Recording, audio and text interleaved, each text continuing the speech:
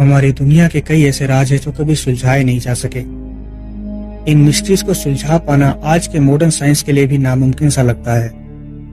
आज हम एक ऐसी ही मिस्ट्री के बारे में बात करने वाले हैं जिसे सुनकर आप भी हैरत में पड़ जाएंगे। एक ऐसा जहाज जो निकला तो था अपने क्रू मेंबर्स के साथ, लेकिन जब ये जहाज समुद्र के बीचों बीच मिला तब इसमें इसके क्रू मेंबर्स का एक भी साथी मौजूद नहीं था। उन क्रू मेंबर्स के साथ क्या हुआ ये आज तक कोई भी पता नहीं लगा पाया। इस जहाज का नाम था मैरी सेलेस्टिया।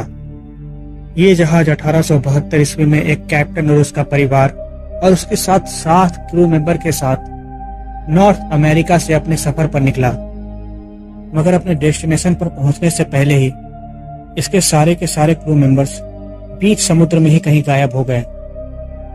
इस जहाज पर ना ही किसी डकैती का कोई निशान मिला और ना ही इस जहाज के किसी बड़े समुद्री तूफान में फंसने के कोई सबूत मिले। तो ऐसी क्या वजह थी जिसकी वजह से इसके पूरे क्रू मेंबर्स ने एक साथ इस जहाज को बीच समुद्र में ही अबेंडन कर दिया। इस जहाज की कहानी शुरू होती है सन 1861 से, जब इस जहाज को सबसे पहले कनाडा में तैयार किया गया था। उस समय इस जहाज का नाम अमेजन रखा गया था। 1862 में ये जहाज पूरी तरह से अपने पहले सफर के लिए तैयार था, जिसमें लकड़ी के टिम्बर्स को इस पर लाद कर यूरोप पहुंचाना था। मगर अपना पहला सफर शुरू करने के कुछ ही दिनों के बाद इस जहाज के कप्तान की तबीयत बिगड़नी शुरू हो गई। इसलिए इस जहाज को वापस आइलैंड पर ले जाया गया, जहां ये पता चला कि उसके कैप्टन को निमोनिया हो गया है और कुछ ही दिन बाद उस कैप्टन की मौत हो जाती है। कुछ दिनों के बाद ये जहाज दोबारा से अपना एक सफर शुरू करती है, मगर इस बार ये जहाज अपने रास्ते में एक दूसरे बड़े जहाज से टकरा जाती है और इस टकराव से वो दूसरा जहाज पूरी तरह से डूब जाता है। हैरानी की बात है कि इसके बावजूद भी इस जहाज को कोई खास नुकसान नहीं होता है। इस जहाज से बार बार अनहोनी होने की वजह से लोग इसे अब एक श्रापित जहाज मानने लगे थे, जो अपने साथ बुरी किस्मत लेकर आता है। इसलिए इस जहाज को किसी ने भी अपने पास रखने से मना कर दिया। आखिर में इस जहाज को न्यूयॉर्क के एक व्यापारी ने खरीदा, जिसने इस जहाज को रीमोडिफिकेशन करके इस जहाज को और भी बड़ा बना दिया। अब इस जहाज की असली कहानी शुरू होती है। 1872 ईस्वी में ये जहाज एक बार फिर से अपने अगले सफर के लिए तैयार हो गई। इस बार इस जहाज से 1701 बैरल्स अल्कोहल को इटली पहुंचाने का काम मिला था।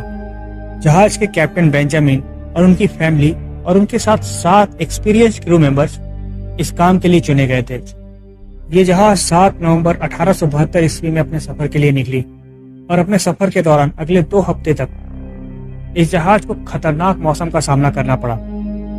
25 नवंबर के दिन बेंजामिन ने अपने लॉगबुक में इस जहाज की आखिरी लोकेशन को दर्ज किया, जिसमें वो सेंटा मेरिया द्वीप से 9.6 किलोमीटर की दूरी पर थे और ये इस जहाज की आखिरी दर्ज लोकेशन थी।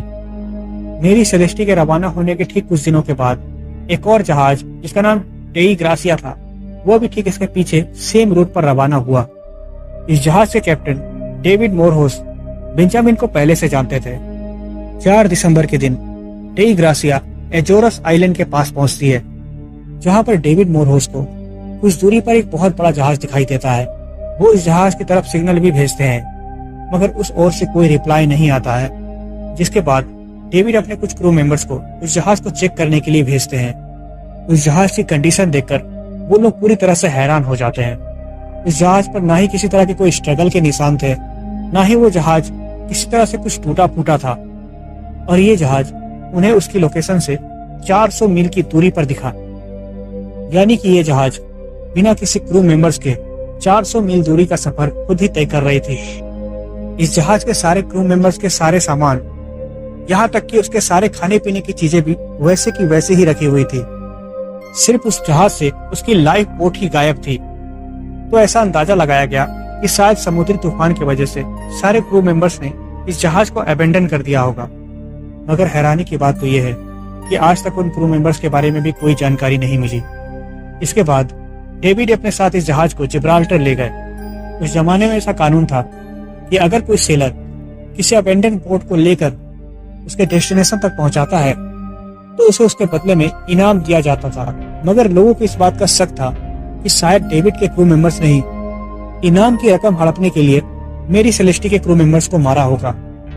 मगर आगे की तहकीकात से कुछ भी साबित नहीं हो पाया और उस जहाज के क्रू मेंबर्स के बारे में कभी पता नहीं चल पाया। कुछ दिनों के बाद ये जहाज एक नई मालिक के पास पहुंचती है, मगर इस जहाज में भी आग लग जाती है और ये जहाज पूरी तरह से डूब जाती है। और इसके बाद मेरी सेलेस्टी का राज भी हमेशा हमेशा के लिए समुद्र की गहराइयों में दफन हो जाता है। दोस्तों, आपको क्या लगता है, क्या ये जहाज वाकई में श्रापित थी, या फिर इस जहाज को छोड़ने के पीछे वाकई में इस जहाज के क्रू मेंबर्स के पास कोई वजह रही होगी?